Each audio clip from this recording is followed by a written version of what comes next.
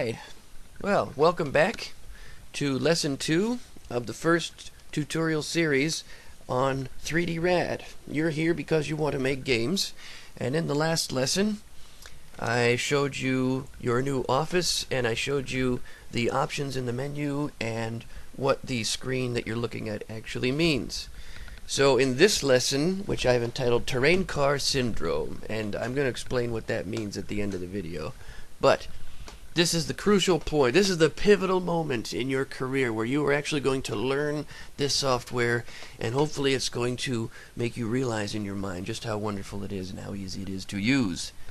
So, in the last lesson I mentioned the object menu has an option called Add, and that's pretty straightforward. When you click this, you are presented with this box. Now you say, oh, now wait a minute, Sorv, I watched your introductory tutorial series, and in that series you said that this was simple, this wasn't confusing. When I open this dialog box, I see all this stuff. Like, were you lying to me? Now come on now, what's going on?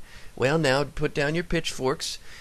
Just remember that even though this is simple, and I stand by that, this is just your toolbox. When you need a tool for a job and you open a toolbox, let's say you need a hammer, you don't just open a toolbox that has a hammer in it. There are other tools in there as well, like a wrench and a monkey wrench and sockets and vice grips and chisels, and all kinds of tools are in the same box. But you know which tool you need, so you just reach in and you take it and then you use it. That's not difficult. This is the same thing. When you go to add an object in 3D RAD, even though there's a whole bunch of objects here, it's very easy to understand what they are and what they do, especially with a little bit of training. I mean, look at this. This object here says car. Now, it doesn't take a genius to figure out that that probably means that's a car object. If you look at this one here, it says rock. Now, I don't know about you, but that tells me it's a rock object. I mean, that's how easy this is. It just tells you right there. Now, some of them might need a little bit more explanation, but this toolbox, while it looks like a whole bunch of stuff, is just your access to all the objects that 3D RAD has to offer natively. So if you're following along, the first thing I'm going to do is go down to this object called Terrain. And all you have to do is click this, double-click it to start, or click it once and then hit Open. And what it does is it builds that object, and as you can see up here, it's in red. It appeared in the object list, and the object itself, because it has 3D geometry, has also appeared in my workspace. So what's happening is the object is added, and it's also shown visibly if it has 3D geometry. If it doesn't have 3D geometry, it won't show anything, but the object still exists for you to use. So at first glance, you say, oh, that looks kind of cool. You know, it looks like a terrain of some kind. This is a default terrain that's mostly used for prototyping. It's not really something you can change or edit. It just sits there and allows you to take ideas that you have and put them into practice so they have somewhere in a 3D space to work. So the way we navigate around here is also very simple. If I click and drag anywhere in this window when I have a 3D geometry selected, you just click and drag and you can rotate this around and move it. If I use the middle mouse wheel, I can zoom in and out. And also you'll notice when I zoom out, you see these lines coming off of the object, and that is the cursor that I talked about in the edit menu. Move object to cursor, cursor aligned. Okay, that cursor is based around either the center of the object or where you select it. So if I right click this object anywhere, it's going to move the cursor location. See, I'm right clicking and it's pinpointing that spot. Okay. When I go to, and then obviously the camera will also rotate around that center wherever I decide to click it. Okay. So this is basically how that works. The second thing you can do is anytime you have 3D geometry, you have your manipulators up at the top. Those are these circles. You have your left to right, your up and down, your forward, backward, XYZ movement, and then you have your rotation. Because this cursor has three different colored axes. It's got the blue one, which is the Z, the red one, which is the X, and the green one, which is the Y. And they go in their separate directions. And the white lines are just to show you the extension of each of those axes on the other side, because as you can see, those go off into space infinitely. So when you're rotating or moving, you've got your XYZ and your XYZ. So if I click this bubble and move it, it's going to rotate the actual object. Now you notice the cursor stays still. It's not like when I'm moving in space where the cursor moves. Now the object is moving about that cursor. Same thing goes for moving, although it's not as easy to see because this is the only object in space, so we don't have a point of reference. But if I use these tools here, down at the bottom there are also the numeric values for each of this. The first one that's labeled C, down at the bottom here, that is the cursor, and where the cursor is located, XYZ. The next one is labeled L, and that is the location of the object in space, XYZ. The next one is orientation or rotation, XYZ. And the final one is labeled S, which is the scale, and again it's XYZ. So these four properties of each 3D object are all kept track of at the bottom of your screen so that you know where you are in your 3D space. And also it tells you what to do down at the bottom. I did it with my voice, but it's all labeled. So when I mouse over one of these, it tells you click and drag to translate. Right mouse button for object relative, right mouse button plus shift for world relative, because there's two different kinds of coordinates going on. But just so you understand, this is how you navigate in 3D space. Okay. The other thing that you can do is when you have the terrain selected, remember last lesson we talked about opening up the properties of the object. So I can double click this and I will get a little window here that gives me the properties of this object, and you can see where I moved it, the location, those numbers have showed up in the different boxes for X, Y, and Z. And the orientation the same way. When I rotated it on the Y, it automatically updates in here too. So you can change the values physically. If I change this to 0, then it's going to rotate back to 0. If I change these back to 0, now it's going to be back to the origin. You see it jump a little bit when I do that. And the scaling for this particular object, you can't scale because it's, like I said, this terrain object is just designed to give you somewhere to put your things so you can test them to put them in your actual project.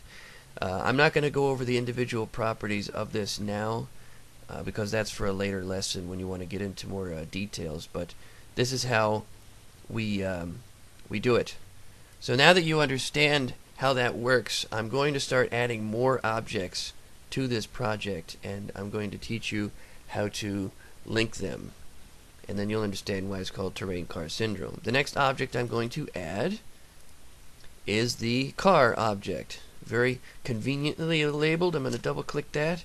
It's going to add the car to the scene. It's also interesting to note that it will add the next object you place, if it's a 3D object, where you had the cursor. So if I had the cursor over here, by right clicking and I added the car, that's where it would put the car.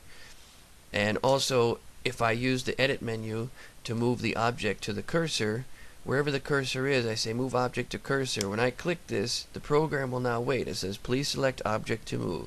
When I choose the car, boom, it jumps to the cursor location. Also notice that it looks like the wheels of this object are inside the ground a little bit, so I'm going to move this up so that the wheels are above the ground. And maybe I'll rotate it a little bit so that it's kind of level with the ground. You want it to get it, pretty close. That's good. It doesn't have to be perfect. And in your design of whatever game you make, you'll have more opportunities to do that.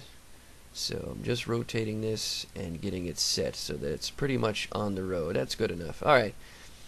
Now, right now, you think, oh, cool, you've got a car and you've got a terrain, so let's get driving. Well, there's a little bit more you have to do when I talk about linking. So what's going to happen here is I'm going to go to Object Add, and I'm going to go to this tool called GeForce.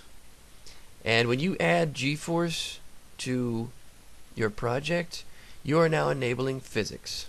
So I'm going to open that, and there's, again, the GeForce object actually has a directional vector. It's kind of hard to see. I'll move it up so you can see it. But this actually has a direction. And right now this arrow is pointing downward, which means the gravity will go down, just like gravity works here on Earth. So if you actually change the position of this vector, like if I did something like this, now the gravity is all going to go sideways.